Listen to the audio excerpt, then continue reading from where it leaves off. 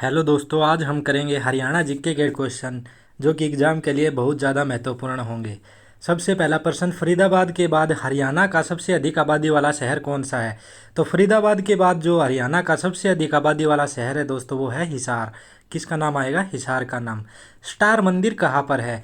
हरियाणा के अंदर स्टार मंदिर जो है दोस्तों भिवानी जिले के अंदर। देखिए न्यू क्वेश्चन है बिल्कुल, और भिवानी के भी दिनोद गाँव के अंदर है। कहाँ पर? दिनोद गाँव के अंदर स्टार मंदिर।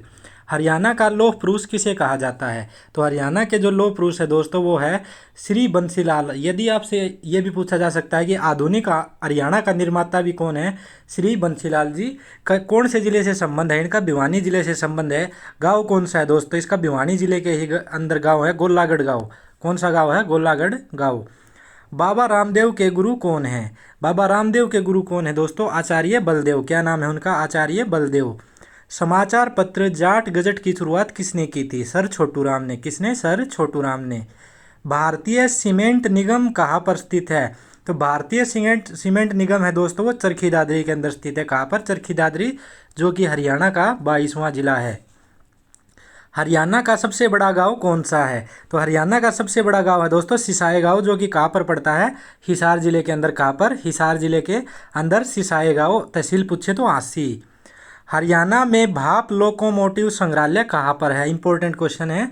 भाप लोकोमोटिव संग्रहालय जो है हरियाणा में कहाँ पर है? रेवाड़ी जिले के अंदर।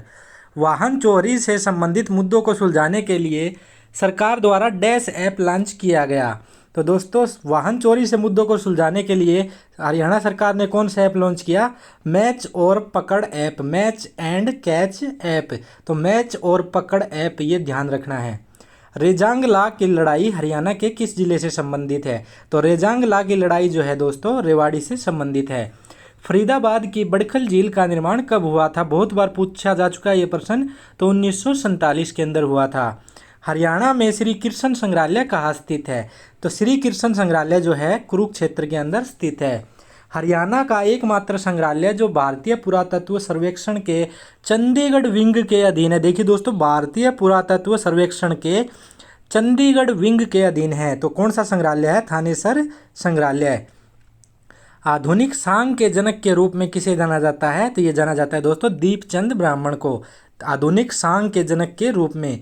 हरियाणा की सबसे बड़ी कृत्रिम झील कौन सी है? तो ये है दमदमा झील। और कहाँ पर है ये? सोना गुरुग्राम के अंदर।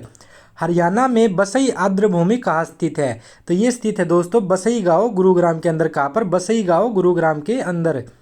किस राज्य को भारत के गेहूं के कटोरे के रूप में जाना जाता है? तो हरियाणा को दोस्तों भारत के गेहूं के कटोरे के रूप में जाना जाता है। हरियाणा में नारायणगढ़ पहाड़ियाँ कहाँ स्थित है? तो नारायणगढ़ जो कस्बा है दोस्तों वो अम्बाला के अंदर है। तो ये पहाड़ियाँ भी कहाँ हो जाएगी? अम्बाला जिले के अंदर। जिसे जुड़वा शहर के रूप में जाना जाता है। तो जुड़वा शहर के रूप में किसे जाना जाता है दोस्तों? अम्बाला शहर और अम्बाला छावनी। तो Ambala city and Ambala cantt, इन दोनों को क्या जाना जाता है? जुड़वा शहर के रूप में जाना जाता है। जिसे ट्राई सिटी भी कहा जाता है। ट्राई सिटी किसे कहा जाता है दोस्तों? तो पीसीएम को ट्राई सिटी कहा जाता है। फिजिक्स, केमिस्ट्री, मैथ है ये। इसका मीनिंग नहीं है। पंचकुला, चंडीगढ़ और मोहाली, इनको क्या कहा जाता है? Tri city. क्या कहा जाता है? पीसीएम को क्या कहा जाता है दोस्तों? Tri city. हरियाणा के कुल क्षेत्रफल का अरावली का कितने प्रतिशत है? तो ये है दोस्तों 3.09% अरावली का। जगाधरी में डैश खादर मिट्टी का क्षेत्रीय नाम क्या है? तो जगाधरी दोस्तों जो कि यमुनानगर में है वहाँ पर खादर मिट्टी का क्षेत्रीय नाम क्या है? सोर मिट्टी। जगाधरी में बाबर मिट्टी का क्षेत्रीय नाम क्या है? देखिए जगाधरी जो कि यमुनानगर में है वहाँ पर बाबर मिट्टी का क्षेत्रीय नाम क्या है? तो ये है कांडी मिट्टी। कौन सी? कांडी मिट्टी। चावल की अधिकतम खेती हरियाणा के किस जिले में की जाती है? तो ये की जाती है दोस्तों करनाल जिले के अंदर। हरियाणा राज्य में डैश मिट्टी का अधिकतम आवरण है? तो सबसे ज़्यादा जो मिट्टी है दोस्तों हरियाणा में वो है कछार की मिट्टी। कौन सी? कछार की मिट्टी।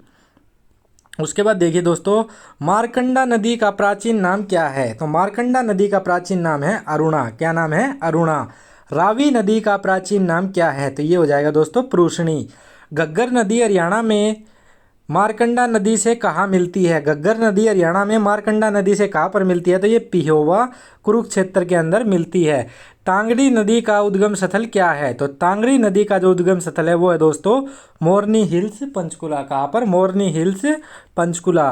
ये नृत्य पत्थर हरियाणा के डैश विलेज डैश डिस्ट्रिक्ट में पाए जाते हैं। तो ये पाई जाती है दोस्तों चरखी दादरी का गाँव है कलियाणा गाँव।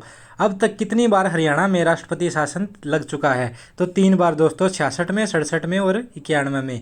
ताजेवाला बैराज कहाँ पर स्थित है? तो यमुनानगर जिले के अंदर। Haryana Rajiv Gandhi thermal power station किस जिले में स्थित है दोस्तों? तो हिसार के खेदड़ में स्थित है।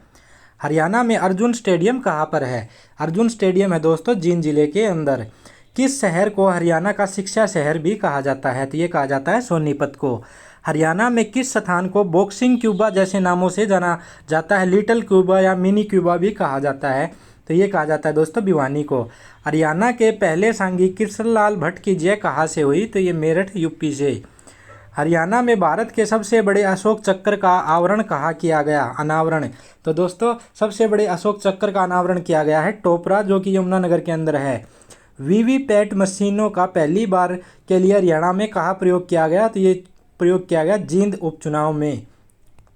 प्रदूषण की निगरानी के लिए आधुनिक स्वचालित विश्लेषक किस देश से खरीदे जाते हैं? तो ये खरीदे जाते हैं दोस्तों फ्रांस से। हरियाणा का प्रदूषण नियंत्रण बोर्ड कहाँ स्थित है? पंचकुला के अंदर। SCERT ने राज्य स्तरीय 46वीं जवाहरलाल नेहरू गणित विज्ञान और पर्यावरण प्रदर्शनी का आयोजन कहाँ पर किया? गुरुग्राम के अंदर। पृथ्वीराज रासो के रूप में की जीवनी किसने लिखी थी? तो ये लिखी थी चंद्र बरदाई ने। तराइन हरियाणा के किस डिस्ट्रिक्ट में है? तो करनाल जिले के अंदर है। डैश हंसी ने तराइन की पहली लड़ाई के दौरान पृथ्वीराज चौहान की मदद की? तो गोविंद राय ने। डैश गढ़वाल ने तराइन की दूसरी लड़ाई के दौरान मोहम्मद गोरी की मदद की? तो राजा जयचंद्र ने। किसने? राजा जयचंद्र ने। हांसी के डैश और रेवाड़ी के डैश ने दिल्ली में चौहानों की हार के बाद मोहम्मद गोरी को रोकने की कोशिश की? तो हांसी के जाटव थे दोस्तों और रेवाड़ी के गवर्नर थे राव तेजपाल। उन्होंने दिल्ली में चौहानों की हार के बाद मोहम्मद गोरी को रोकने की कोशिश की। तराइन की तीसरी लड़ाई 1215 में डैश और डैश के बीच लड़ी गई। तो ये शमसुद्दीन और यलदौज के बीच लड़ी गई। डैश गुलाम वंश का सबसे छोटा इक्ता था? तो पलवल जो था वो सबसे छोटा इक्ता था। बलवन डैश का इकदार था? तो बलवन हांसी का इक्तेदार था। जलालुद्दीन खिलजी डैश का इकदार था? तो जलालुद्दीन खिलजी जो था वो कैथल का इक्तेदार था। तो ये थे दोस्तों 50 इंपॉर्टेंट क्वेश्चन जो कि बहुत इंपॉर्टेंट होंगे। क्लास को लाइक जरूर कर दीजिए भाई।